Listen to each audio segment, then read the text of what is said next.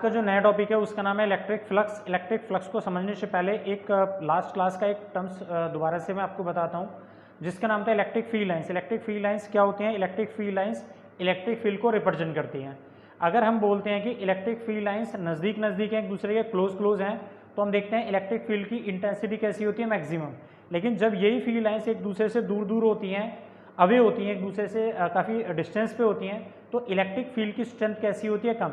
It means electric field की intensity maximum है या इलेक्ट्रिक फील्ड कम है। ये कौन रिप्रेजेंट करता है? Electric field lines. Electric field lines नज़दीक नज़दीक है, इंटेंसिटी ज़्यादा होगी। इलेक्ट्रिक फील्ड लाइंस दूर दूर है, इंटेंसिटी कम होगी। आज का जो नया टॉपिक है उसका नाम है इलेक्ट्रिक फ्लक्स। देखिए,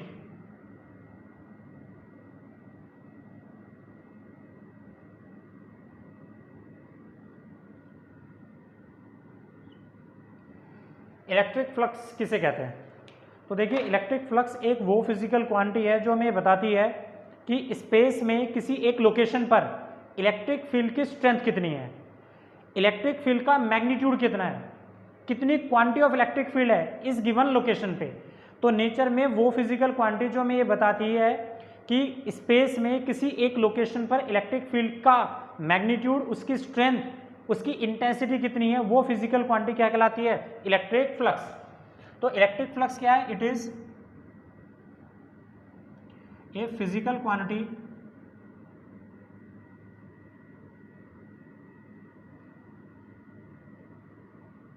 which measure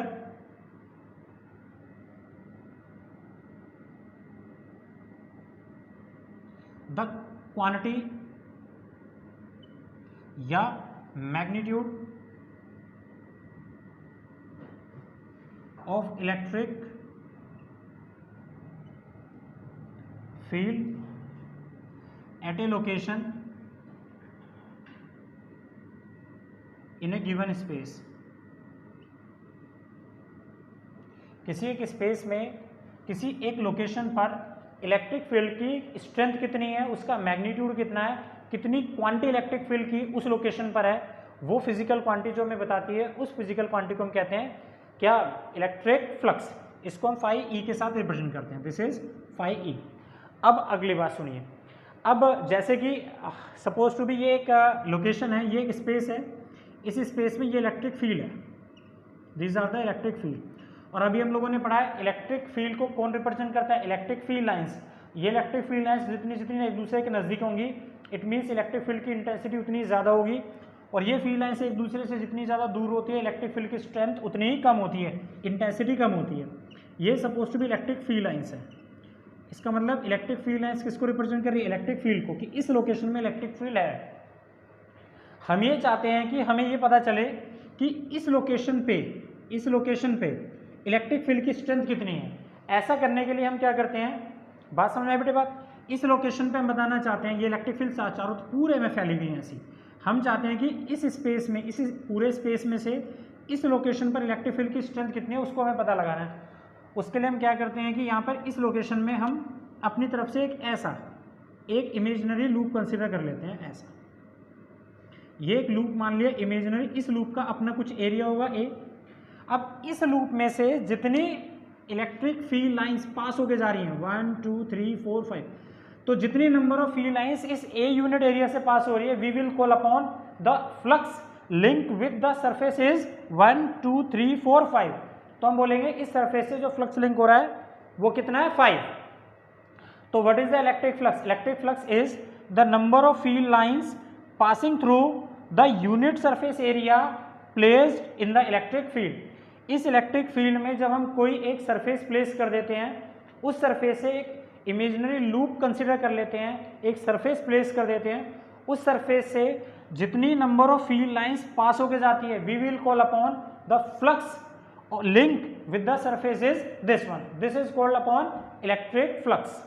इसे हम क्या कहते हैं बेटे? Electric flux. अब ये फ्लक्स ज़्यादा होगा, ये फ्लक्स कम होगा, इसे हम कैसे कैलकुलेट कर सकते हैं? लेकिन इतनी बात समझ में आई कि बेसिकली अगर हम इसे लिखना चाहें तो इलेक्ट्रिक फ्लक्स है क्या? These are the number of field lines, these are the number of field lines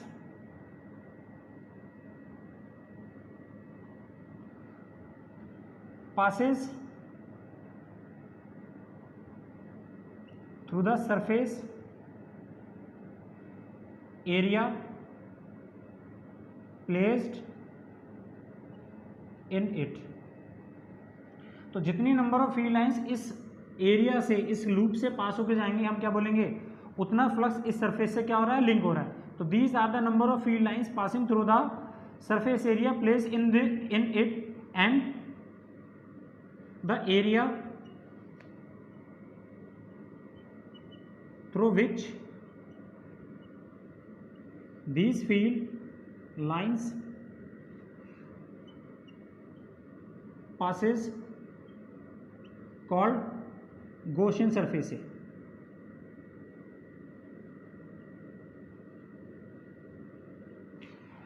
जिस सरफेस से ये इलेक्ट्रिक फील्ड लाइंस पास होकर जा रही है बेटे, we will call upon this area is known as Gaussian surface.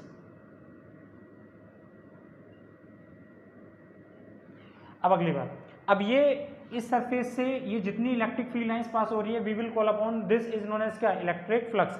अब ये फ्लक्स ज़्यादा होगा, ये फ्लक्स कम होगा, ये बेसिकली किस पर डिपेंड करता है, तो आंसर है ये तीन बातों पर डिपेंड करता है। There are the three things on which the flux link pass flux link to the surface will be higher और लोअर, ये तीन बातों पर डिपेंड करता है।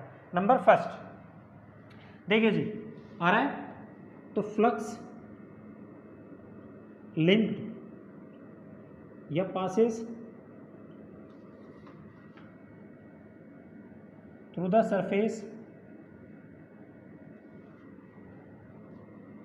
सरफेस डिपेंड अपॉन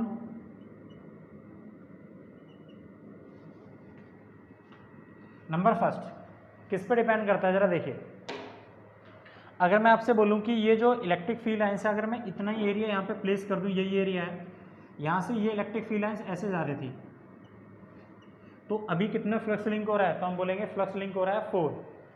ओके, अगर क्यों, क्योंकि अभी इलेक्ट्रिक फील्ड की इंटेंसिटी कैसी है, कम, और इलेक्ट्रिक फील्ड की इंटेंसिटी को कौन रिप्रेजेंट करता है, उसकी फील्ड लाइंस। अगर मैं यहाँ पे फील्ड लाइंस एक दूसरे के बहुत नज़दीक कर दूँ ऐसा, तो अभी फ्लक्स कैसा लिंक हो रहा है, तो आंसर है मैक्सिमम। पहले फील्ड लाइंस 4 लिंक हो रही थी, अब देखते हैं 1 2 3 4 5 6 7 8 9 10 11 12 13, अब 13 फील्ड लाइंस पास हो रही हैं। इसका मतलब पहले फ्लक्स कम बन रहा था, अब फ्लक्स ज़्यादा बन रहा है इस लोकेशन पे। तो इसका मतलब ये हुआ कि फ्लक्स ज़्यादा लिंक होगा या फ्लक्स लिंक होगा, वो पहला किस पे डिपेंड करता है, तो आंसर है it depend upon number first the quantity of the electric field intensity, कि इलेक्ट्रिक फील्ड की इंटेंसिटी कैसी है। तो ये जो फ्लक्स लिंक हो रहा है एक सरफेस पे, वो किसके डायरेक्टली प्रोपोर्शनल है, इलेक्ट्रिक फील्ड इंटेंसिटी के। अगर इलेक्ट्रिक फील्ड इंटेंसिटी ज़्यादा होगी तो सरफेस से फ्लक्स भी कैसे लिंक होगा, ज़्यादा। अगर इलेक्ट्रिक फील्ड की इंटेंसिटी कम है तो सरफेस से इस एरिया जो हमने उसके अंदर इमेजिनरी लूप डाला है, उससे फील्ड लाइंस कैसी पास होंगी, कम। नंबर दूसरा किस पे डिपेंड करता है, आंसर है उस एरिया पे डिपेंड करता है जो जिस एरिया से फील्ड लाइंस पास हो रही हैं। अगर मैं इस एरिया को इतना छोटा ना करके इस एरिया को अगर मैं और बड़ा कर देता ऐसा, तो फील्ड लाइंस पहले से ज़्यादा पास होंगी या कम पास होंगी, ज़्यादा लिंक होगी या कम लिंक होगी, आंसर है ज़्यादा लिंक होगी। पहले 4 लिंक हो रही थी, अब ज़्यादा लिंक होती है, इतनी, ये सारी लगभग ऑलमोस्ट लिंक होती है। इसका मतलब ये हुआ कि किसी भी एक सरफेस से लिंक होने वाला फ्लक्स किसके प्रोपोर्शनेट है, आंसर उसकी गॉसियन सरफेस के प्रोपोर्शनेट है। जितना गॉसियन सरफेस हमारी बढ़ती चली जाएगी, जो उसका एरिया जितना ज़्यादा बढ़ता चला जाएगा, उससे लिंक होने वाला फ्लक्स भी उतना ज़्यादा बढ़ता चला जाएगा। नंबर तीसरी बात, और बड़े ध्यान से सुनिएगा, जैसे कि बेटे अगर हम कंसिडर करें कि अभी ये सरफेस ऐसे थी, ये एरिया ऐसे था। आपको पता है एरिया कैसी नेचर में क्वांटिटी होती है, एरिया एक वेक्टर क्वांटिटी है। एरिया अगर एक वेक्टर क्वांटिटी है तो उसकी डायरेक्शन हमेशा कहाँ कंसिडर की जाती है, आंसर है नॉर्मल टू द सरफेस। जो सरफेस होती है उस सरफेस के नॉर्मल डायरेक्शन में हम क्या कंसिडर करते हैं, आंसर है एरिया वेक्टर की डायरेक्शन को कंसिडर करते हैं। एरिया वेक्टर की डायरेक्शन को ऐसा कंसिडर करते हैं, लाइक दिस, ये। अच्छा, अब अगली बात सुनिए, अभी इलेक्ट्रिक फील्ड लाइंस अभी कैसे पास होकर जा रही थी, तो आंसर है इलेक्ट्रिक फील्ड लाइंस ऐसे पास होकर जा रही थी। ठीक है, ये एरिया है, एरिया की डायरेक्शन कौन बताता है, उसका एरिया वेक्टर, जिसे हम नॉर्मल भी बोल देते हैं। तो अगर इलेक्ट्रिक फील्ड लाइंस ऐसे पास हो रही है और इसका एरिया वेक्टर भी इसी डायरेक्शन में, तो हम क्या देखते हैं, फील्ड लाइंस ऐसा कुछ पास होकर जाती हैं इसमें से, तो फ्लक्स लिंक होता है। ठीक है, अगर सोचो बेटे कि अगर मैं इसी फील्ड को यहीं से इसी एरिया को अगर मैं ऐसा टर्न कर दूं, ऐसा टर्न कर दूं, फिर से ये इलेक्ट्रिक फील्ड ऐसे था ना, अगर मैं इसका सरफेस एरिया ऐसे लिंक कर दूं, ऐसे ऐसे घुमा दूं, और इलेक्ट्रिक फील्ड अभी भी ऐसे जा रही हो, तो एरिया की अगर मैं डायरेक्शन बदल दूं, अगर मैं एरिया की डायरेक्शन बदल दूं, तो क्या अब इससे फ्लक्स लिंक होगा? फिर से ये एक सरफेस है बेटे, this is suppose to be a surface, ये एक सरफेस है ऐसी। अगर यहाँ से मैं इलेक्ट्रिक फील्ड लाइंस पास करते हैं तो ये सरफेस है, तो इस सरफेस का एरिया वेक्टर कैसा होगा? ऐसा। यहाँ से हम जो इलेक्ट्रिक फील्ड पास कर रहे हैं वो भी कैसे पास हो रही है? ऐसे। तो इसका मतलब इलेक्ट्रिक फील्ड की डायरेक्शन और इस एरिया वेक्टर की डायरेक्शन दोनों एक ही डायरेक्शन में, तो फ्लक्स लिंक होता है। लेकिन अगर मैं इस सरफेस को, ये इलेक्ट्रिक फील्ड तो ऐसे जा रही है, लेकिन अगर मैं इस एरिया को ऐसा घुमा दूँ, ये ऐसा कर दूँ, और इलेक्ट्रिक फील्ड अभी भी ऐसे जा रही हो, तो क्या अब इसके साथ कोई फ्लक्स लिंक होगा? Can you tell me? ऐसे था तो फुल फील्ड लाइंस पास होती हैं, अगर 10 फील्ड लाइंस आ रही हैं तो इसमें से 10 की 10 पास हो रही हैं। अगर मैं इसको ऐसा घुमा दूँ तो कोई फील्ड पास होकर जाएगी इस सरफेस से? आंसर है कोई पास नहीं होगी।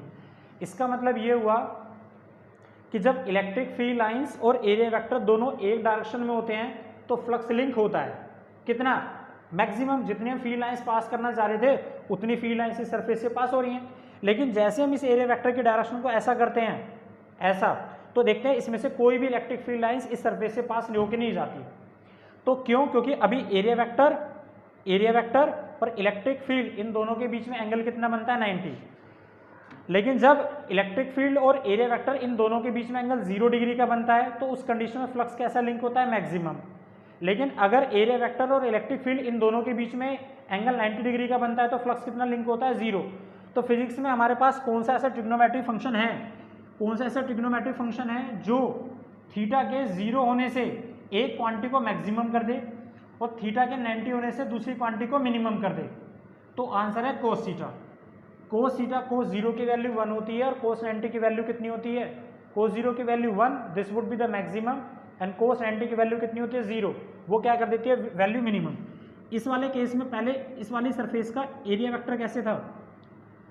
तो आंसर है इस वाले सरफेस का जो एरिया वेक्टर पहले था वो उसकी डायरेक्शन कैसे थी? ऐसे। This is the direction of area vector. Electric field lines भी कैसे जा रही थी? इसी डायरेक्शन में पास हो रही थी। तो इस केस में एंगल कितना बन रहा है? 0। अब एग्जैक्टली इसी एंगल को, ये इलेक्ट्रिक फील्ड लाइंस हैं ऐसी। अब ये जो एरिया ऐसे ऐसे रखा था इसको हमने घुमा के ऐसा कर दिया। अगर हम इसको घुमा के ऐसा कर दें, ऐसा, तो इसके एरिया वेक्टर की डायरेक्शन कौन सी हो गई? This one. एरिया बोलो या नॉर्मल। इलेक्ट्रिक फील्ड लाइंस कैसे जा रही हैं? ऐसे।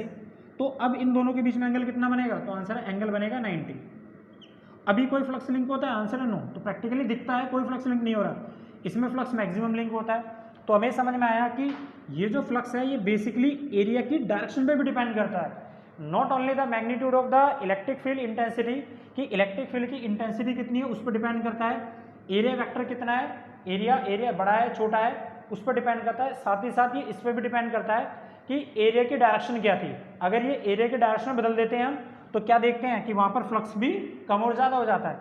तो इसका मतलब ये हुआ ये फ्लक्स किस पर डिपेंड करता है? आंसर है एरिया की डायरेक्शन पर डिपेंड करता है। इसका मतलब एरिया की डायरेक्शन और इलेक्ट्रिक फील्ड के बीच में बनने वाला एंगल ये डिसाइड करता है ये फ्लक्स मैक्सिमम होगा या minimum.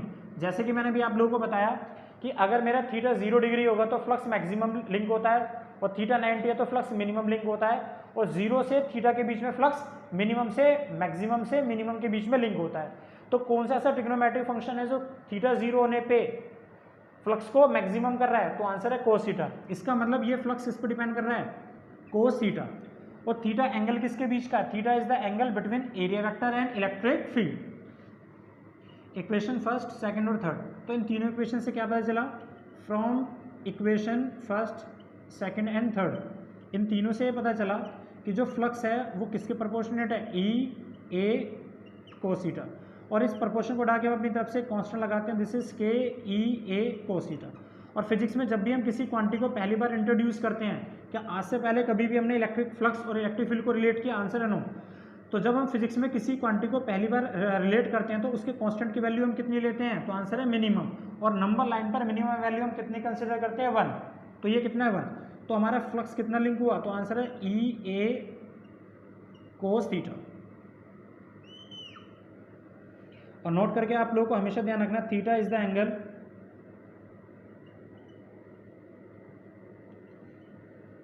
between electric field and area vector. This is area vector,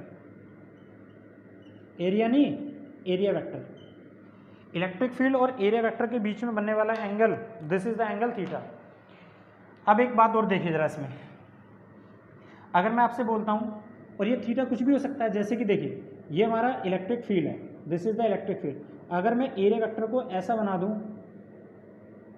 ये एरिया वेक्टर, अगर इसका एरिया वेक्टर है, ये इलेक्ट्रिक फील्ड है, तो इसके एरिया वेक्टर की डायरेक्शन कौन सी होगी? ये इसका प्लेन है, this is the area vector. ये इलेक्ट्रिक फील्ड है, इनके बीच में बनने वाला एंगल कितना है? This is theta. और अगर मैं इसको यू घुमा दूँ, अगर मैं इसको यू घुमा दूँ तो थीटा कितना बन जाएगा? तो आंसर है थीटा 0 हो जाएगा। आ रहा है? आगे देखिए, थीटा कितना है? 0 डिग्री का। ये बात क्लियर हो गई। ये थीटा, ये कितना है? Theta is the angle between electric field and area vector, this is the angle theta. अब अगली बात सुनिए, अगर मैं आपसे पूछूं यहाँ पर इसकी एसआई यूनिट, ये उससे पहले आप मुझे बताइए, it is a scalar quantity और वेक्टर क्वांटिटी? फ्लक्स एक स्केलर क्वांटिटी है, वेक्टर क्वांटिटी है? तो आंसर है फ्लक्स एक स्केलर क्वांटिटी है। क्यों? क्योंकि फ्लक्स का काम क्या होता है, मैंने आपको स्टार्टिंग में बताया, फ्लक्स एक वो फिजिकल क्वांटिटी है जो मैग्नीट्यूड या क्वांटिटी ऑफ इलेक्ट्रिक फील्ड को मेजर करता है किसी एक लोकेशन पर। इसका मतलब अगर मैं बोलूँ इस स्पेस में इस लोकेशन पर इलेक्ट्रिक फील्ड की क्वांटिटी कितनी है, उसका मैग्नीट्यूड कितना है, वो फिजिकल क्वांटिटी जो मुझे बता दे उसे हम कहते हैं इलेक्ट्रिक फ्लक्स। तो फ्लक्स का काम क्या होता है? मैग्नीट्यूड ऑफ इलेक्ट्रिक फील्ड को नापना, क्वांटिटी ऑफ इलेक्ट्रिक फील्ड को नापना। और नेचर में वो फिजिकल क्वांटिटी जो सिर्फ मैग्नीट्यूड बताकर अपनी इंफॉर्मेशन को कंप्लीट कर देती हैं, उन फिजिकल क्वांटिटियों को हम क्या कहते हैं? Scalar quantity. तो एक नज़र देखकर आप ये बता सकते हैं कि फ्लक्स स्केलर है वेक्टर? तो आंसर है फ्लक्स स्केलर क्वांटिटी, क्योंकि मैग्नीट्यूड ऑफ इलेक्ट्रिक फील्ड को नापता है। जो क्वांटिटी सिर्फ मैग्नीट्यूड को नाप दे, नेचर में वो क्वांटिटीज क्या कहलाती हैं? स्केलर। लेकिन जिस क्वांटिटी को वो नाप रहा है वो नेचर में खुद क्वांटिटी कैसी है? This is vector. तो इलेक्ट्रिक फील्ड जिसे वो मेजर कर रहा है नेचर में, वो कैसी क्वांटिटी है? आंसर है वो क्वांटिटी वेक्टर है। लेकिन जो क्वांटिटी उसे मेजर कर रही है वो नेचर में कैसी है? Scalar quantity. तो इस बात को आप हमेशा ध्यान रखेंगे। और दूसरी बात, आप इसे देखकर भी एक बात बता सकते हैं कि नेचर में अगर मैं दो वेक्टर की मल्टीप्लाई करूं, इलेक्ट्रिक फील्ड भी एक वेक्टर क्वांटिटी है, एरिया भी एक वेक्टर क्वांटिटी है, अगर मैं दो वेक्टर क्वांटिटी को मैं मल्टीप्लाई करता हूं किससे? कोस थीटा के साथ, तो नेचर में इन दोनों का प्रोडक्ट मुझे कैसा मिलता है? ई इलेक्ट्रिक फील्ड और एरिया वेक्टर दोनों ही नेचर में वेक्टर क्वांटिटी, और इनके वेक्टर की मल्टीप्लीकेशन अगर मैं कोस थीटा से करूं तो जो तीसरी क्वांटिटी मुझे नेचर में मिलेगी वो स्केलर होगी या वेक्टर? तो आंसर है स्केलर। ये बात हम लोगों ने पढ़ रखा है पहले भी, क्या कि अगर मैं आपसे बोलूं कि ये क्वांटिटी ए है और ये क्वांटिटी, मान लो ये क्वांटिटी मेरे पास ए है और ये क्वांटिटी बी है, इनकी मैं मल्टीप्लाई कोस थीटा से कर रहा हूँ और नीचे मुझे क्वांटिटी सी मिल रही है, तो सी क्वांटिटी में कैसी होगी? स्केलर या वेक्टर? तो आंसर है जब ए की बी से अगर मल्टीप्लाई, ए भी वेक्टर है बी भी वेक्टर है, और इसकी मल्टीप्लाई अगर हम कोस थीटा से करते हैं, इट मीन्स ये दोनों वेक्टर कहाँ काम करते हैं? सेम लाइन पे, सेम डायरेक्शन में। जब भी दो वेक्टर काम करते हैं तो नेचर में ऐसे वेक्टर क्या कहलाते हैं? स्केलर। और उनका नोटिफिकेशन क्या है? Cos theta. तो अगर दो वेक्टर की मल्टीप्लाई अगर कोस थीटा से हो रही है तो नेचर में तीसरी क्वांटिटी कैसी होगी? स्केलर। इसी तरह से एग्जैक्टली अगर मैं आपसे बोलूं कि दो क्वांटिटीज ए और बी, जो दो की नेचर में, दोनों नेचर में कैसे वेक्टर, अगर मैं इसकी मल्टीप्लाई साइन थीटा से कर रहा हूं तो नेचर में मुझे तीसरी क्वांटिटी देते हैं सी, तो ये सी नेचर में स्केलर होगा या वेक्टर? तो ये हमें पता है कि अगर ए और बी दोनों वेक्टरों को मैं साइन थीटा से मल्टीप्लाई कर रहा हूं, इसका मतलब ये दोनों वेक्टर एक दूसरे से 90 डिग्री पर मल्टीप्लाई हो रहे हैं, और 90 डिग्री पर मल्टीप्लाई हो रहे हैं, वो नोटेशन मुझे कौन दे रहा है? Sine theta. तो इसका मतलब जब भी दो वेक्टर क्वांटिटी को हम साइन थीटा से मल्टीप्लाई करते हैं तो नेचर में जो तीसरी क्वांटिटी बनती है वो कैसी बनती है? हमेशा वेक्टर। तो ये क्वांटिटी क्या होगी? वेक्टर। तो आप वैसे भी देख के बता सकते थे कि इलेक्ट्रिक फील्ड भी वेक्टर है, एरिया भी वेक्टर है, और इनकी मल्टीप्लिकेशन कोस थीटा से हो रही है, तो ये नेचर में कौन सी क्वांटिटी होगा? स्केलर या वेक्टर? तो आंसर है स्केलर। ये याद करने के लिए बिल्कुल ठीक है, आप उसे समझ सकते हैं, लेकिन फिजिक्स में थोड़ा समझने की अगर कोशिश करो तो आपको समझ में आएगा फ्लक्स इलेक्ट्रिक फील्ड की क्वांटिटी को मेजर करता है किसी एक लोकेशन पे, ये समझने की बात है। क्वांटिटी ऑफ इलेक्ट्रिक फील्ड को मेजर करता है किसी एक लोकेशन पे, that is why electric flux is a scalar quantity. समझ में आई बात? इसलिए होता है। तो यहां पे क्या लिखेंगे? So that now electric flux is a scalar quantity because, आप यहां पे पूरा भी रीजन लिख सकते हैं, it measure the quantity of electric field. लिख लिया बेटा, सुना है बात। नेक्स्ट दूसरा क्या है इसके अंदर, दूसरा हम ये बोल सकते हैं the quantity which is to be measure, लेकिन जिस क्वांटिटी को वो मेजर कर रहा है वो खुद कैसी है, स्केलर। बट द वो क्वांटिटी जिसको मेजर कर रहे हैं वो कैसी है, vector. But the quantity which is measured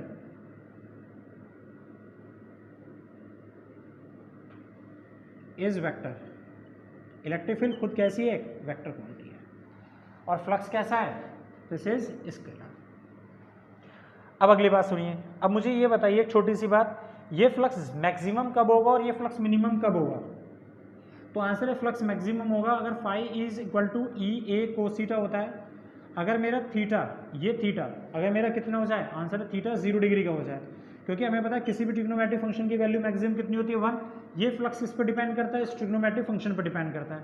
अगर थीटा की वैल्यू 0 हो जाए तो कोस 0 की वैल्यू 1 होती है, इसका मतलब फ्लक्स मुझे मैक्सिमम मिलेगा। और न्यूमेरिकल्स में आज के बाद जब भी हमसे मैक्सिमम फ्लक्स पूछा जाएगा, इट मीन्स हमें फार्मूला क्या यूज़ करना है, E × में A। और ये फ्लक्स, इतनी बात समझ में आ गई, दिस वन।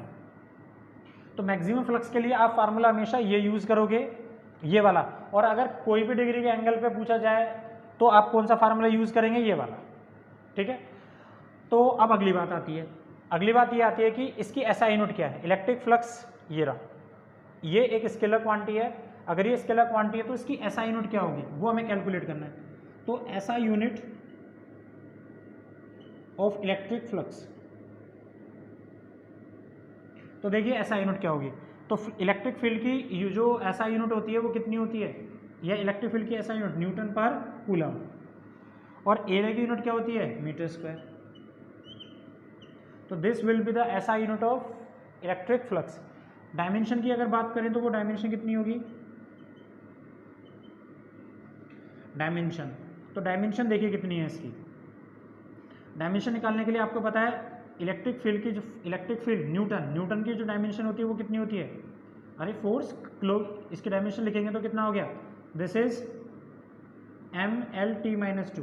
देखो कैसे निकालते हैं, इलेक्ट्रिक फील्ड F/में Q0 होता है इलेक्ट्रिक फील्ड, और फोर्स की डायमेंशन होती है mL/t-2, और चार्ज कितना होता है, this is AT, ampere into में टाइम।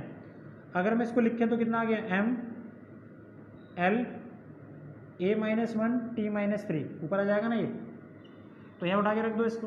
अब डायरेक्ट ले लो इलेक्ट्रिक फील्ड की यहाँ पर, तो कितना आ गया, mL/A-1 t-3, और एरिया की डायमेंशन होती है L²। इसको सोल्व करोगे तो कितना आ गया, mL/A-1 t-3, this would be the dimension.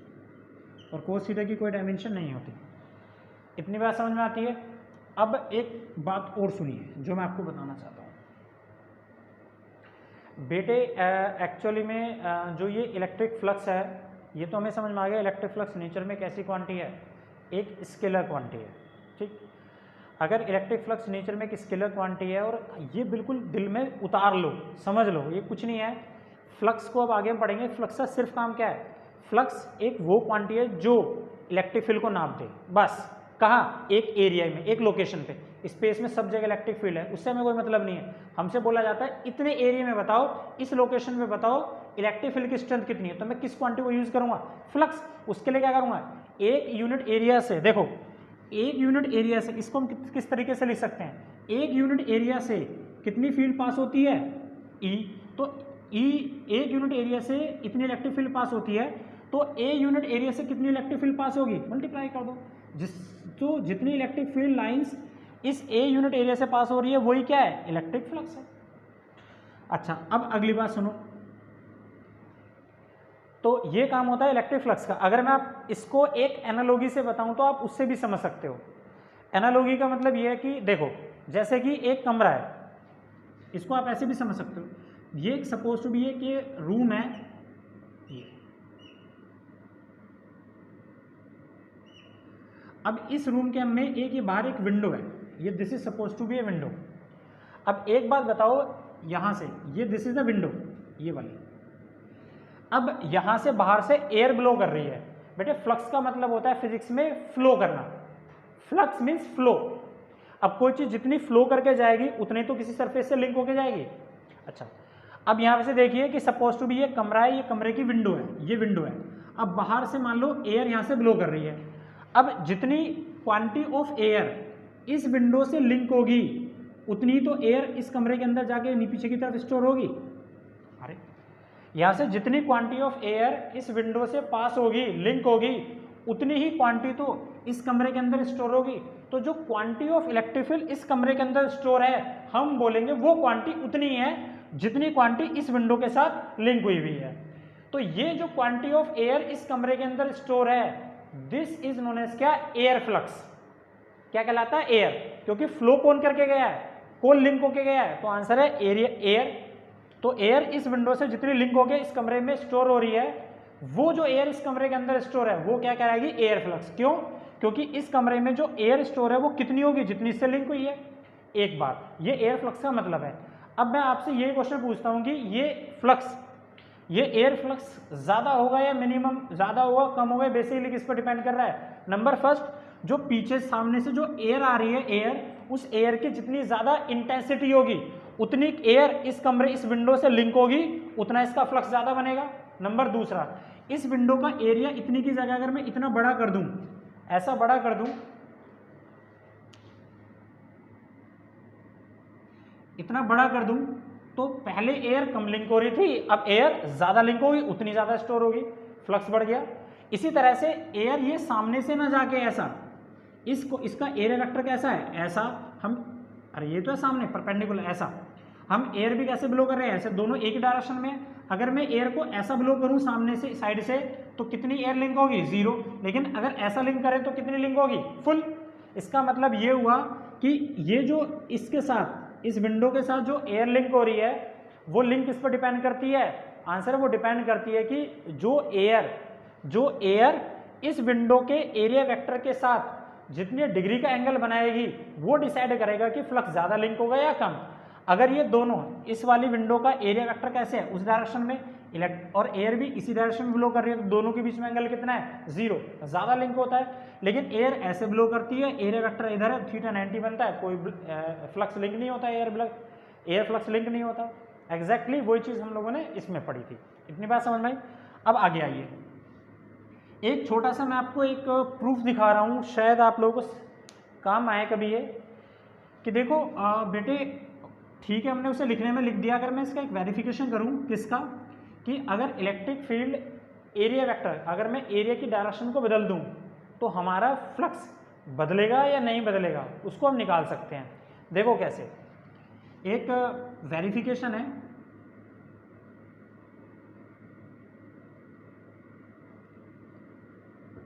of flux link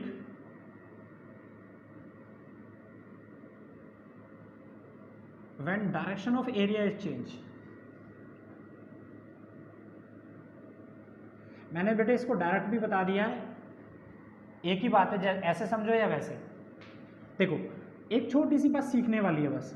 अगर मैं आपसे बोलता हूँ ये एक एरिया है, ये एक एरिया है, यहाँ से कुछ फील्ड लाइंस ऐसे पास होके जा रही हैं,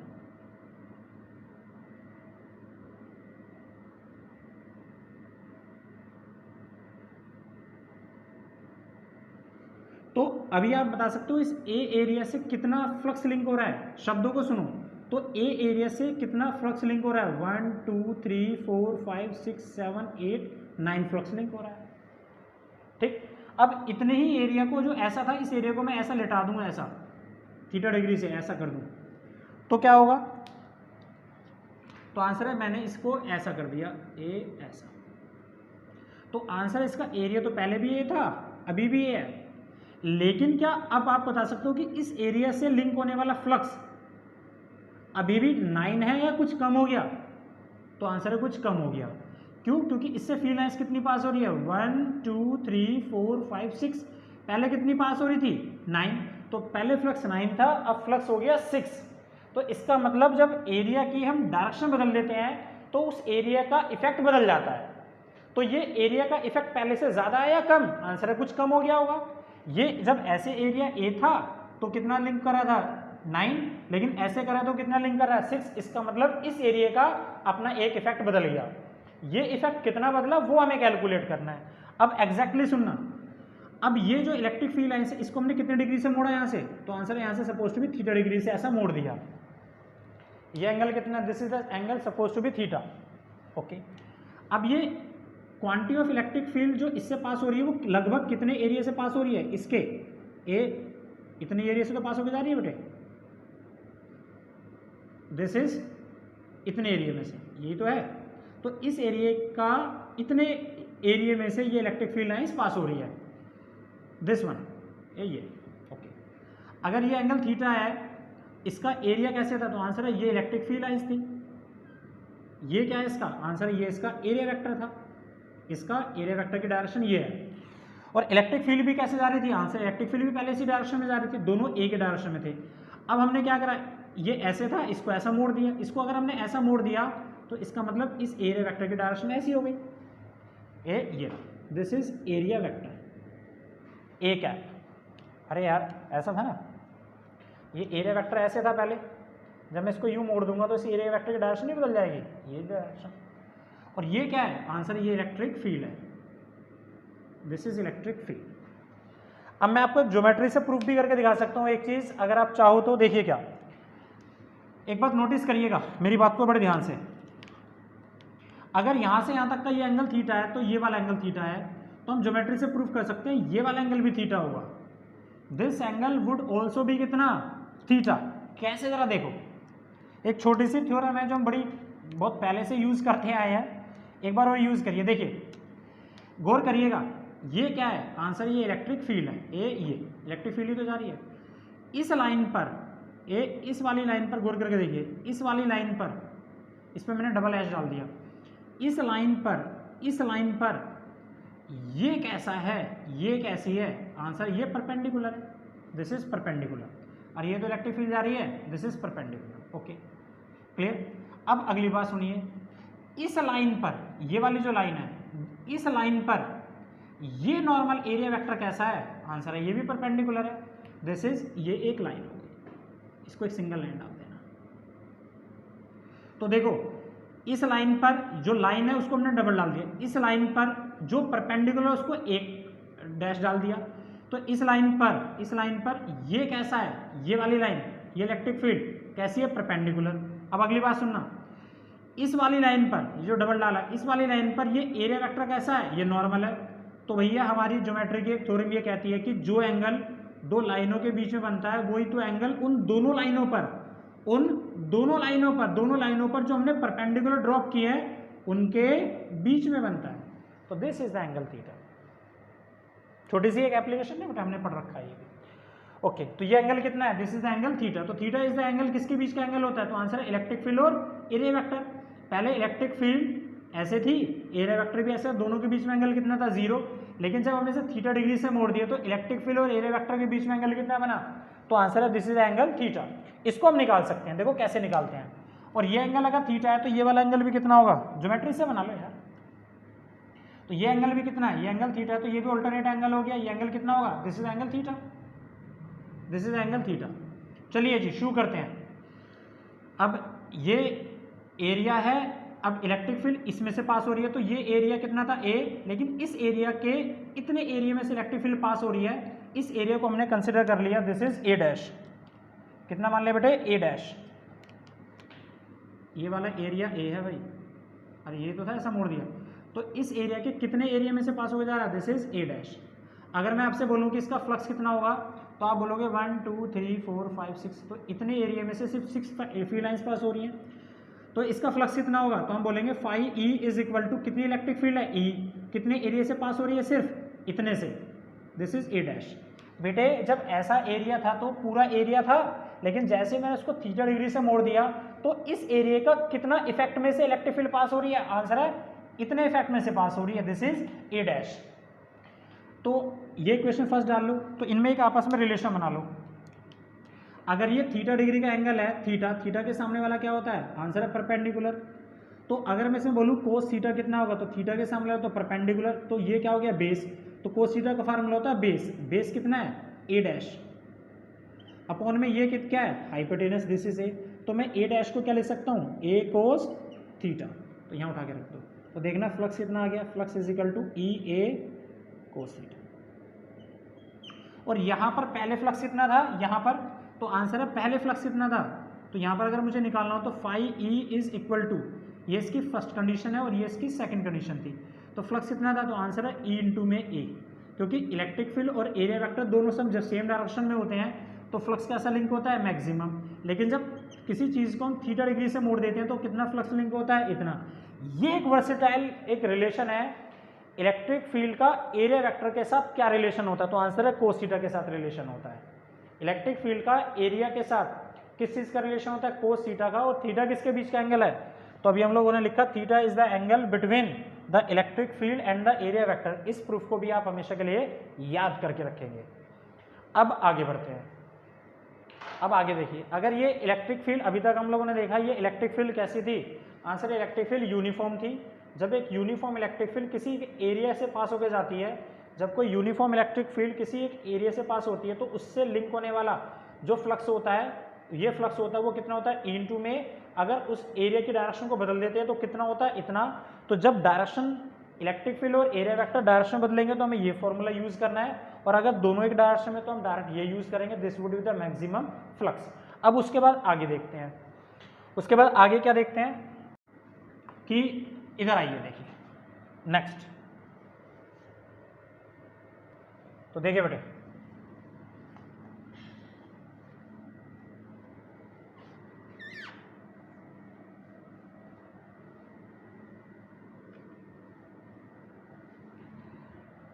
अगर मैं आपसे बोलता हूं कि इफ, अभी तक हमने पढ़ा इलेक्ट्रिक फील्ड यूनिफॉर्म होगा तो फ्लक्स कैसे निकालते हैं। अगर मैं आपसे बोलता हूं ना फ्लक्स हमें निकालना है, electric flux if electric field is non uniform, अगर नॉन यूनिफॉर्म हो तो कैसे करते हैं, बहुत छोटा सा तरीका है। देखिए, ये मान लो एक पॉइंट चार्ज ले लिया हमने, दिस इज क्यू, और ये एक सरफेस दी है हमें, दिस इज सरफेस, ऐसी कुछ रैंडम सी दे रखी है सरफेस। अब पॉइंट चार्ज से इलेक्ट्रिक फील्ड जो पास होती है वो कैसे होती है, आंसर पॉइंट चार्ज से इलेक्ट्रिक फील्ड, पॉजिटिव चार्ज से इलेक्ट्रिक फील्ड अवे होती है, तो this is the direction of electric field. क्या ये इलेक्ट्रिक फील्ड एक जैसी, आंसर है नो, अलग अलग है। यहाँ से डिस्टेंस इसका कुछ हो रहा है, ये कुछ हो रहा है, यहाँ से कुछ हो रहा है, यहाँ से कुछ हो रहा है, सबके लिए डिस्टेंसेस अलग अलग है। जब डिस्टेंसेस अलग अलग होते हैं तो इलेक्ट्रिक फील्ड कैसी होगी, सबके लिए अलग अलग। तो यहाँ पर इलेक्ट्रिक फील्ड की स्ट्रेंथ सबके लिए कैसी है, अलग अलग है, E1 E2 E3 E4 E5। दूसरा, एरिया की डायरेक्शन कैसी है, यहाँ पर इस एरिया की डायरेक्शन निकालेंगे तो एरिया की डायरेक्शन कैसी है, ए ऐसी है, this is perpendicular to the surface, ये तो सरफेस था बेटे। यहाँ से एरिया वेक्टर की डायरेक्शन निकालते हैं तो ये डायरेक्शन आती है, दिस इज एरिया वेक्टर, और यहाँ से निकालते हैं तो वो इसी डायरेक्शन, यहाँ से निकालते हैं इस डायरेक्शन में एरिया वेक्टर। इसका मतलब एरिया वेक्टर और इलेक्ट्रिक फील्ड के बीच में हर बार एंगल कैसा बन रहा है, अलग अलग एंगल बन रहा है। एंगल कैसा बन रहा है, θ1 θ2, सबके लिए एंगल कैसे हैं, अलग अलग है, θ1 θ2 θ3 θ4, सबके लिए एंगल अलग अलग है। इसका मतलब ये हुआ कि अगर मुझे इस पूरी सरफेस का फ्लक्स निकालना हो तो can we easily calculate the flux, can we use easily the formula to calculate the electric flux is equal to phi is equal to E A cos theta, can we easily use that formula, answer है no, क्योंकि ये formula हम तब use करते हैं जब nature में ये दोनों क्वांटिटीज कैसी हो, कम से कम दो क्वांटिटीज जिन्हें मल्टीप्लाई करने जा रहे हैं वो नेचर में क्वांटिटीज कैसी होनी चाहिए, एक जैसी होनी चाहिए। अगर यहाँ पर ये क्वांटिटीज एक जैसी होनी चाहिए तभी तो हम उनका मल्टीप्लाई कर सकते हैं। अब नेचर के अंदर इलेक्ट्रिक फील्ड, एरिया, ये सब, एरिया कैसा है, आंसर है ये वेरिएबल है। क्यों, यहाँ पर देखते हैं कि एरिया की डायरेक्शन बदल रही है तो इसका मतलब एरिया एक वेक्टर क्वांटिटी है यार, अगर उसकी डायरेक्शन बदल गई तो एरिया बदल गया। एरिया की अगर आपने डायरेक्शन बदल दी तो क्या बदल गया, एरिया बदल गया ना। तो इसका मतलब यहाँ पर इलेक्ट्रिक फील्ड भी बदल रही है और एरिया भी बदल रहा है, दोनों वेरिएबल है। अगर दोनों वेरिएबल हैं तो इनकी मल्टीप्लाई हम कभी नहीं कर सकते। उसके लिए क्या हमारे पास कोई मेथड है, आंसर मेथड है, या तो इनको अलजेब्रिक के सबको छोटा छोटा छोटा छोटा करके डीए का निकाल के सबको जोड़ लो। ये एक सबसे आइडियल मेथड है हमारे पास इंटीग्रेशन। इंटीग्रेशन मेथड में हमारे पास क्या है कि इंटीग्रेशन मेथड में हम क्या करते हैं कि इसमें एक क्वांटिटी को हम क्या मान लेते हैं, बहुत छोटा कंसिडर कर लेते हैं। अगर एक क्वांटिटी को हम बहुत छोटा कंसीडर कर लेते हैं तो उसके रिस्पेक्ट में दूसरी फिजिकल क्वांटिटीज कैसी बन जाती है, कांस्टेंट। तो इस पूरी सरफेस में से हम क्या कंसीडर करते हैं कि हमने एक बहुत छोटा सा एरिया कंसीडर कर लेते हैं, कितना, बहुत छोटा सा, ये रहा, कितना, this is suppose to be D A. इस डी एरिया के लिए, डी ए छोटे से एरिया के लिए इलेक्ट्रिक फील्ड सबकी कैसी रहेगी, रिमेन सेम। अब ये छोटे से एरिया की डायरेक्शन भी वही है, इतने पॉइंट के लिए ना तो डायरेक्शन बदलती ना उसका मैग्नीट्यूड। तो इस छोटे से एरिया के लिए इलेक्ट्रिक फील्ड हर पॉइंट पर कैसी रहेगी, रिमेन सेम, सबके लिए रिमेन सेम। तो हमने क्या करा, डी ए कंसीडर कर लिया। और ये मेथड जिसमें हम क्या करते हैं, इन दोनों फिजिकल क्वांटिटीज में से एक फिजिकल क्वांटिटी किसी को भी हम क्या कर लेते हैं, बहुत छोटा कंसीडर कर लेते हैं, तो दूसरी क्वांटिटी उसके रिस्पेक्ट में क्या बन जाती है, कांस्टेंट। और उसके लिए जो मेथड यूज़ करते हैं उसे हम कहते हैं इंटीग्रेशन। तो इसमें हम क्या यूज़ कर सकते हैं, इंटीग्रेशन। तो सुन लो फिर से, अगर यहाँ पे हम छोटा सा डी ए लिख लेते हैं तो उस डी ए के लिए इलेक्ट्रिक फील्ड कैसी हो गई, जब मेरा एरिया बहुत छोटा हो गया तो उसकी डायरेक्शन भी नहीं बदलती, हम मानते हैं वो डायरेक्शन भी एक जैसी है। इतना बड़ा एरिया है तो उसकी डायरेक्शन बदल सकती है। अगर मैं इतना सा पॉइंट लूँ तो इस पॉइंट के लिए डायरेक्शन कौन सी लोगे, ये भी बोल सकते हो आप, ये भी बोल सकते हो, ये भी बोल सकते हो। तो हम कौन सी कंसीडर कर रहे हैं, यही वाले डायरेक्शन कंसीडर कर रहे हैं। तो ये फायदा होता है इंटीग्रेशन करने का। और इंटीग्रेशन करते भी कब है, जब दो वेरिएबल को हमें मल्टीप्लाई करना हो। चलो इस बात को ज़्यादा नहीं खींचता सर, दोबारा से समझिए। अब हम क्या करेंगे यहाँ पर, तो आंसर इसका इंटीग्रेट कर दो। तो कैसे करेंगे, तो आंसर सबको जोड़ दो। ई इलेक्ट्रिक फील्ड है और एरिया कितना है, दिस इज डी ए, और इसको हमने क्या करा, इंटीग्रेशन कर दिया। थीटा कितना मान लिया, this is theta is equal to जो भी है कोस थीटा। अब थीटा सबके लिए एक जैसा है, this is the integration, this is known as क्या, इलेक्ट्रिक फ्लक्स। तो हमेशा ध्यान रखना है आपको कि जब हमें इलेक्ट्रिक फील्ड नॉन यूनिफॉर्म दी गई हो और या सरफेस एसिमेट्रिकल दी गई, अनसिमेट्रिकल दी गई हो, कोई सरफेस ऐसी है, सरफेस रैंडमली डिस्ट्रीब्यूटेड है, या तो इलेक्ट्रिक फील्ड अलग अलग हो, या जो सरफेस जिससे हम इलेक्ट्रिक फील्ड को पास कर रहे हैं वो सरफेस रैंडमली डिस्ट्रीब्यूट हो, तो इन दोनों केसेस में से बेटे हम क्या करते हैं, इस इंटीग्रेशन का यूज करते हैं। इसमें जो हमें फ्लक्स निकालना होगा हम कैसे निकालेंगे, इस ई इंटू में डी ए, जो सरफेस एरिया जो रैंडम था उसको छोटा सा एरिया लेके इलेक्ट्रिक फील्ड को यूनिफॉर्म मानेंगे, है तो अच्छा है, नहीं है तो एक ही बात है तो कंसीडर कर लेंगे। तो ई ए इंटू में cos theta, this would be the formula for electric flux. इसको आप हमेशा याद रखेंगे, किसके लिए, नॉन यूनिफॉर्म इलेक्ट्रिक फील्ड के लिए ये फार्मूला चलेगा। अब एक छोटा सा क्वेश्चन देखिए, छोटा सा क्वेश्चन ये है कि अगर मैं आपसे बोलूं कि if A close loop close cube is, cube हमेशा कैसा होता है, क्लोज्ड ही होता है वैसे। If A close cube in is placed in a uniform electric field, then calculate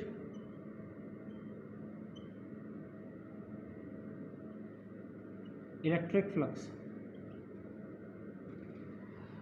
अगर मैं किसी आपसे छोटी सी बात बोलूं कि अगर मैं किसी एक क्यूब दिया हमें, वो क्यूब कैसा है, क्लोज्ड है, पूरा बंद है, कहीं से उसमें कोई पिन होल नहीं हुआ, बिल्कुल क्लोज्ड है।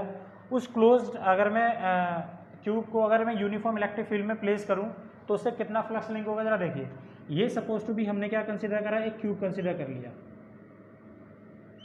आ रहा है, ये क्यूब है, इसको हमने यूनिफॉर्म इलेक्ट्रिक फील्ड में रख दिया, और वो इलेक्ट्रिक फील्ड कैसी है, आंसर है वो इलेक्ट्रिक फील्ड इस डायरेक्शन में काम कर रहा है।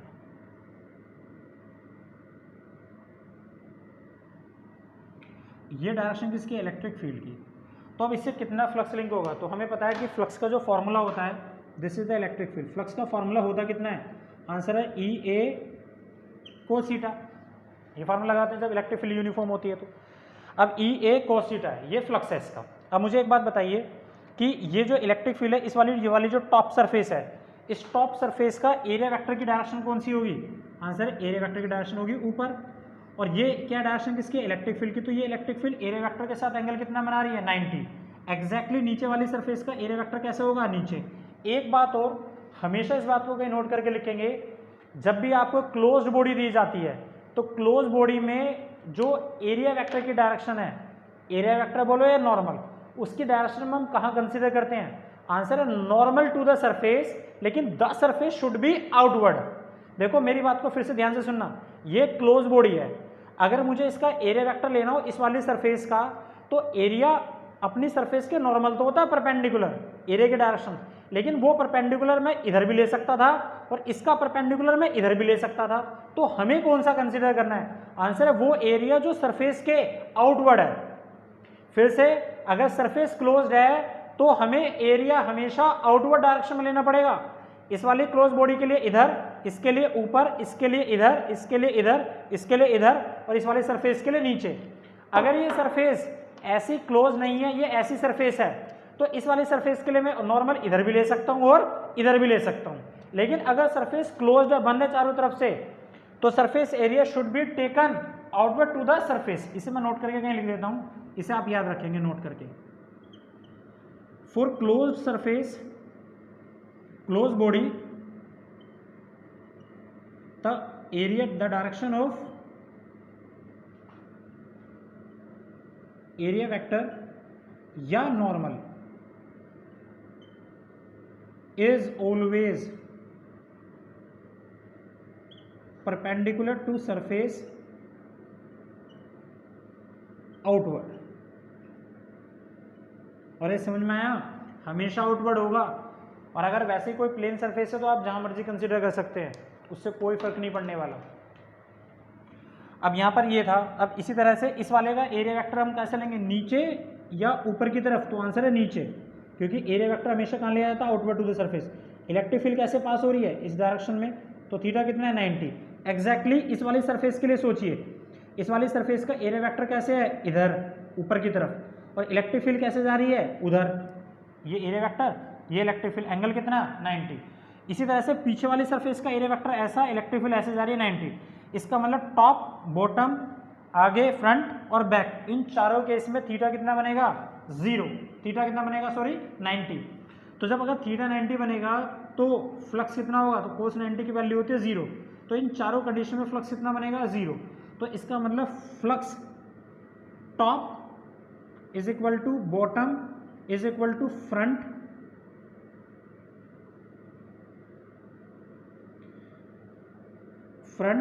इज इक्वल टू बैक,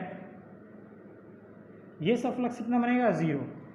अब आती है दो सरफेस, ये कौन सी है? लेफ्ट, और ये कौन सी है? राइट। इन दोनों सरफेस में अब इसके बारे में देखिए थोड़ा सा। अगर ये वाली सरफेस है तो ये इलेक्ट्रिक फील्ड लाइंस अगर इस सरफेस को पास करके जा रही है तो इलेक्ट्रिक फील्ड की डायरेक्शन तो ये वाली हो गई, this is the direction of electric field, ये रहा, ये वाली। और इस वाली सरफेस के लिए एरिया वेक्टर कैसे लेंगे? अंदर या बाहर? तो आंसर है बाहर की तरफ लिया जाता है। तो ये है area vector, this is area vector. अब इस इलेक्ट्रिक फील्ड और इस एरिया वेक्टर के बीच में एंगल कितना बन रहा है? तो आंसर है एंगल बन रहा है 180 डिग्री का। अब यहाँ पर आ जाइए, ये इलेक्ट्रिक फील्ड इस डायरेक्शन में जा रही है, इस सरफेस को पास करके जा रही है, तो ये वाले एरिया वेक्टर को इलेक्ट्रिक फील्ड इस डायरेक्शन में पास कर रही है, दिस इज ई। तो इस वाली सरफेस का एरिया वेक्टर कैसे होगा? तो आंसर है एरिया वेक्टर हमेशा सरफेस के आउटवर्ड होता है। और ये रहा, तो इस सरफेस का आउटवर्ड कैसे होगा? बाहर की तरफ। तो थीटा कितना बन रहा है? 0 डिग्री का। तो यहाँ पर थीटा 180 डिग्री का बन रहा है इस डायरेक्शन में, और यहाँ पर थीटा कितना बन रहा है? 0 डिग्री का। तो टोटल फ्लक्स कितना लिंक होगा? तो देखिए, तो आपको पता टोटल निकालने के लिए सबको जोड़ लो। Now the total flux link to the cube. तो बेटा क्या करते हैं? तो आंसर है जितनी भी सरफेस है उन सबके सरफेस के फ्लक्स को जोड़ लो, क्योंकि फ्लक्स क्या है? स्केलर क्वांटिटी, और स्केलर क्वांटिटी को एल्जेब्रिकली हम जोड़ते हैं। एल्जेब्रिक मतलब जो साइन है उसके साथ जोड़ लो। तो flux is equal to, total flux कितना होगा? तो आंसर है फ्लक्स राइट में, फ्लक्स लेफ्ट में, फ्लक्स टॉप पे, फ्लक्स बॉटम पे, फ्लक्स फ्रंट में, फ्लक्स बैक में। इन चारों का तो टोटल कितना था? 0। अब ये निकालिए, फ्लक्स का फार्मूला कितना होता है? आंसर है ई ए कोस थीटा। इस केस में थीटा कितने डिग्री का बन रहा है? लेफ्ट में, राइट में? तो आंसर है राइट में थीटा बन रहा है 0 डिग्री का। कोस 0 की वैल्यू कितनी होती है? तो फ्लक्स का फार्मूला होता है ई A cos theta.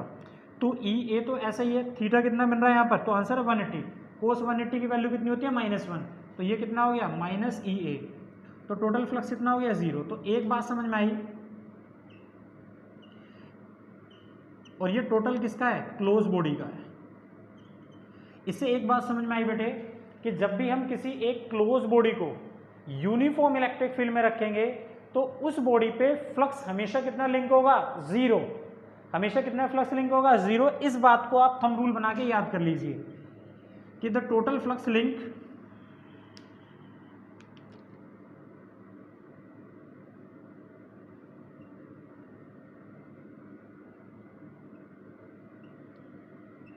to the surface,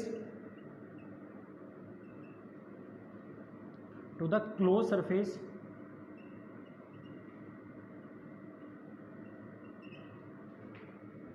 in an uniform electric field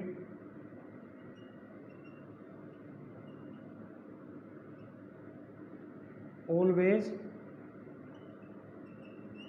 कितना होगा, जीरो। इसे आप हमेशा के लिए याद करेंगे। अब देखिए आगे,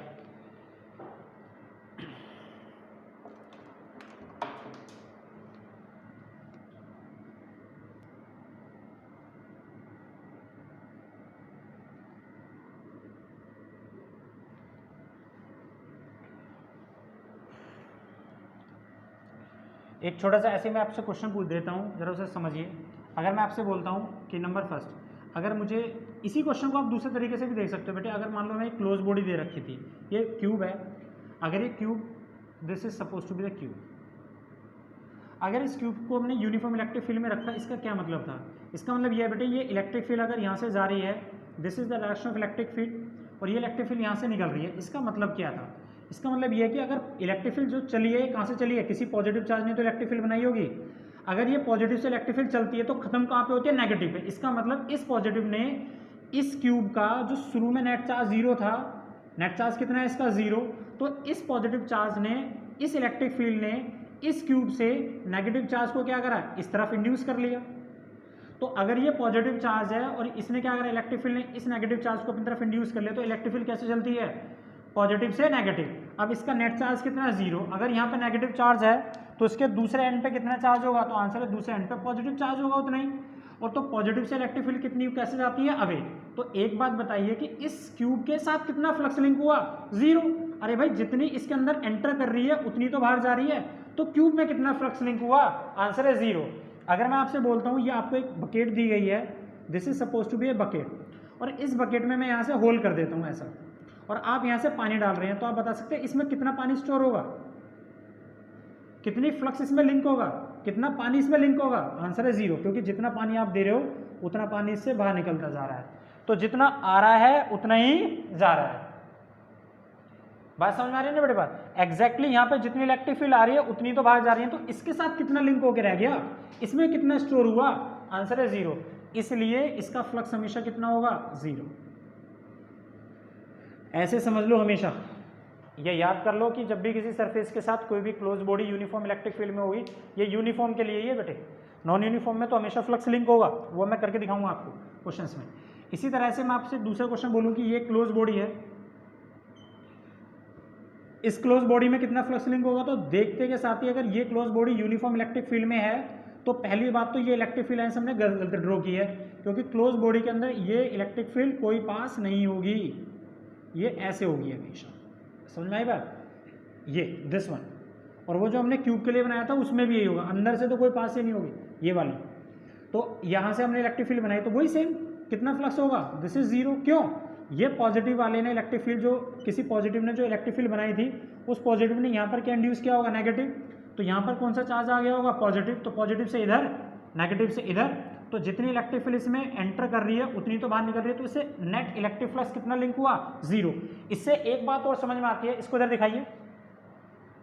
इससे एक बात समझ में आई कि ये इलेक्ट्रिक फील्ड, ये वाला जो फ्लक्स, ये इलेक्ट्रिक फील्ड इसमें कैसे कर रही थी? एंटर कर रही थी।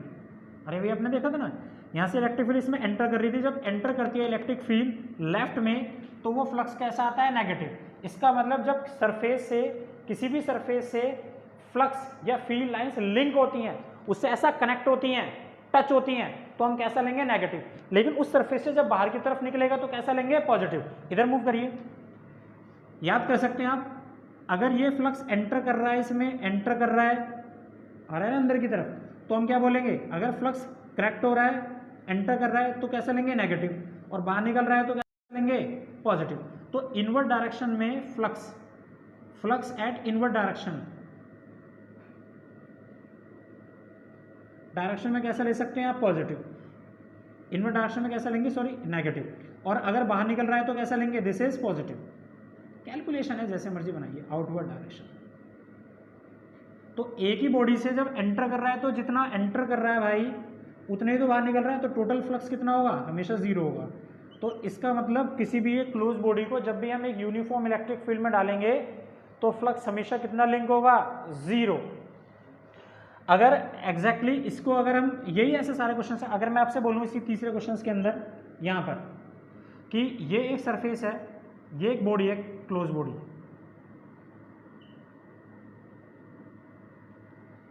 और ये जो इलेक्ट्रिक फील्ड इसमें यहाँ से पास होकर जा रही है, ये इलेक्ट्रिक फील्ड इस डायरेक्शन में, this is along x axis. ये इलेक्ट्रिक फील्ड अगर आप हमें दी है 2x, यहाँ से इलेक्ट्रिक फील्ड पास हो रही है इस डायरेक्शन से, यहाँ से, तो ये इलेक्ट्रिक फील्ड कितनी है, 2x न्यूटन पर कूलम। और हमें क्या पूछा है, इसका फ्लक्स निकालो, तो इसका फ्लक्स कितना होगा।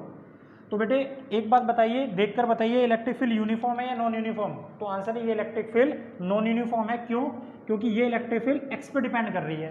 एक्स क्या है, वो डिस्टेंस जहाँ से इलेक्ट्रिक फील्ड चल के जा रही है। इसका मतलब ये इलेक्ट्रिक फील्ड का डिस्टेंस जैसे जैसे आगे चेंज होता चला जाएगा वैसे वैसे इलेक्ट्रिक फील्ड भी चेंज होगी।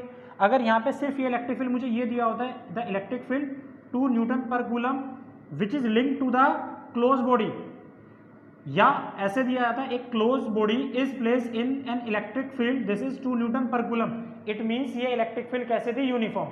लेकिन ये इलेक्ट्रिक फील्ड कितनी दी है, the electric field along the X axis E X is equal to 2x, मतलब एक्स एक्सिस में काम करिए। ये इलेक्ट्रिक फील्ड कितनी है, 2x न्यूटन पर कूलम।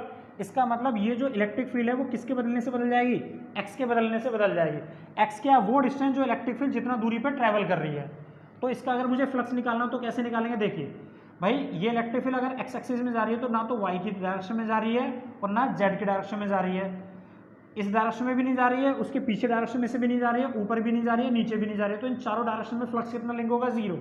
ऐसे समझ लो ये इसका एरिया वेक्टर ऊपर है, इलेक्ट्रिक फील्ड इस डायरेक्शन में जा रही है तो फ्लक्स कितना लिंक होगा, जीरो, क्योंकि दोनों के बीच में थीटा कितना बनेगा, 90। एग्जैक्टली नीचे भी थीटा 90 बनेगा, इस वाले डायरेक्शन के साथ भी 90 बनेगा, उस वाले डायरेक्शन के साथ भी 90 बनेगा।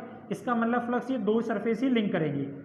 अब दोनों के बारे में सोचो, इस वाली सरफेस का के लिए एरिया वेक्टर कैसा होगा, इस डायरेक्शन में, इलेक्ट्रिक फील्ड कैसे पास हो रही है, इस डायरेक्शन में, तो दोनों के बीच में अभी एंगल कितना बन रहा है, तो आंसर है दोनों के बीच में एंगल बन रहा है 180 डिग्री का। इस वाली सरफेस के बारे में सोचो, इस वाली डायरेक्शन में इस वाली सरफेस का एरिया वेक्टर कैसा है, इस डायरेक्शन में, इलेक्ट्रिक फील्ड कैसी है, वो भी इसी डायरेक्शन में, तो थीटा कितना बनेगा, दिस इज 0 डिग्री का। अब फ्लक्स निकाल लो, और ये भी हमने कितना मान लिया, यहाँ से यहाँ तक का ये जो डिस्टेंस है, ये वाला यहाँ से यहाँ तक का डिस्टेंस हमने मान लिया, ये भी कितना है, ए है, कितना है, ए। और ये जो क्यूब है, इस क्यूब की जो साइड है वो भी हमने कितना कंसीडर कर लिया, दिस इज ए। ये भी ए है और ये भी है। आइए जी निकालिए, तो कैसे निकालेंगे, तो बहुत आसान है। तो पहली सरफेस पे इसको हमने लेफ्ट मान लिया, इसको हमने राइट मान लिया। तो फ्लक्स अगर मुझे लेफ्ट पे निकालना हो तो फ्लक्स का फार्मूला कितना होता है, phi is equal to E A cos theta. तो ई इलेक्ट्रिक फील्ड, एरिया, ये अगर मुझे क्यूब दिया गया है, दिस इज क्यूब, तो क्यूब में एक सरफेस क्या कहलाती है, आंसर है ये वाली सरफेस, ये क्या कहलाएगी, दिस इज स्क्वायर। तो स्क्वायर का सरफेस एरिया कितना होता है बेटे जी, तो आंसर है ए स्क्वायर, साइड है ना बेटे सबकी, और इनटू में कोस थीटा, थीटा कितना बन रहा है यहाँ पर, दिस इज 180, और कोस 180 की वैल्यू होती है -1, तो कितना हो गया, तो आंसर है ई एक्स ए स्क्वायर माइनस का। अब आगे देखिए, अब यहाँ पर ई एक्स है कितना, वो हमें गिवन है 2x ए स्क्वायर, जो कितना कैसा है, माइनस में। अब x क्या है, x is the distance travel by the electric field. Electric field ने कितना डिस्टेंस ट्रेवल करा यहाँ से यहाँ तक का, भाई इसी सरफेस से तो पास हो गई है, तो इस सरफेस से पास होने के लिए इस इलेक्ट्रिक फील्ड ने डिस्टेंस कितना ट्रेवल किया है, तो आंसर है x इज इक्वल टू ए। अरे जितना डिस्टेंस बढ़ता जाएगा वैसे वैसे इलेक्ट्रिक फील्ड बढ़ रही है इसके लिए। तो यहाँ से यहाँ तक जब इस सरफेस से इलेक्ट्रिक फील्ड लिंक होगी तो उसे कितना डिस्टेंस ट्रेवल करना पड़ रहा है, a, तो x किसके इक्वल है, a, तो यहाँ रख दें, आ जाएगा।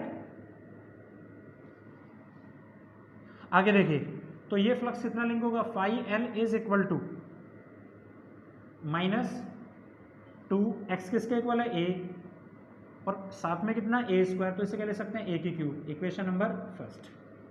इसी तरह से फ्लक्स निकालिए अब राइट हैंड साइड पे।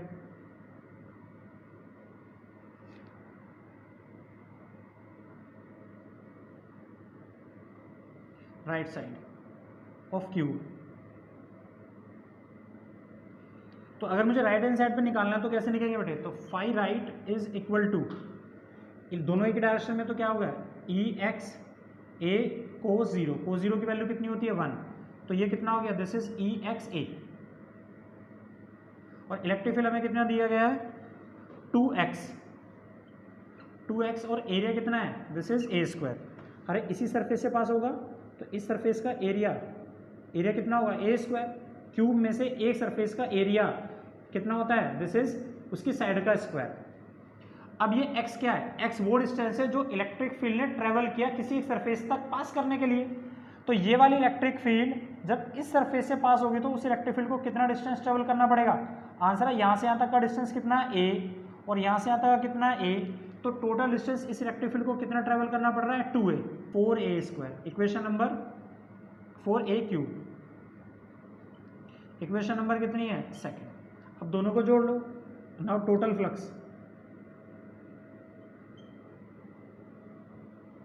इलेक्ट्रिक फ्लक्स टोटल कितना होगा, तो phi is equal to phi left plus phi right -2a की क्यूब प्लस 4a की cube is equal to 2a की पावर 3, ये टोटल फ्लक्स लिंक होगा। अब इस बात को सोचो कि जो भी इसकी यूनिट है Newton per coulomb metre square, इतना फ्लक्स होगा। इसमें फ्लक्स क्यों लिंक हुआ, पहले तो फ्लक्स लिंक नहीं हुआ था, इसमें क्यों लिंक हुआ, वो इसलिए लिंक हुआ बेटे क्योंकि इस केस में जो इलेक्ट्रिक फील्ड लिंक होने वाली थी वो कैसी थी, आंसर है वो इलेक्ट्रिक फील्ड नॉन यूनिफॉर्म थी, उसमें कैसी थी, यूनिफॉर्म थी। अगर यहाँ से यहाँ तक फ्लक्स उसने, ध्यान से सुनिएगा, अगर यहाँ से यहाँ तक उसने जो फ्लक्स लिंक किया था वो कितना किया था, यहाँ से यहाँ तक का 2, तो यहाँ से यहाँ तक जब बाहर निकल रहा है तो कितना लिंक किया है उसने 4, तो नेट फ्लक्स कितना लिंक होगा, तो आंसर है 2। भाई इनकमिंग वाला कैसा लेना है हमें, नेगेटिव, बाहर वाला कैसा लेना है, पॉजिटिव, तो इस पॉजिटिव में से इस नेगेटिव को माइनस करूंगा तो कैसा आएगा, पॉजिटिव, इतना फ्लक्स लिंक हो रहा है। और ये फ्लक्स पॉजिटिव आ रहा है, ये सिर्फ ये बता रहा है कि फ्लक्स कैसा है, आउटवर्ड है, मतलब बाहर की तरफ जा रहा है। अगर ये नेगेटिव आता तो क्या बताता, इनवर्ड आ रहा है। तो प्लस और माइनस, ये फ्लक्स का जो साइन होता है ये सिर्फ ये बताता है कि ये फ्लक्स इनवर्ड है, कमिंग इन और मूविंग आउट, ये इसका मतलब होता है नेगेटिव और पॉजिटिव साइन। ठीक है बेटे, अच्छे से पढ़ना इसको, फिर मिलेंगे नेक्स्ट क्लास में। Thank you very much.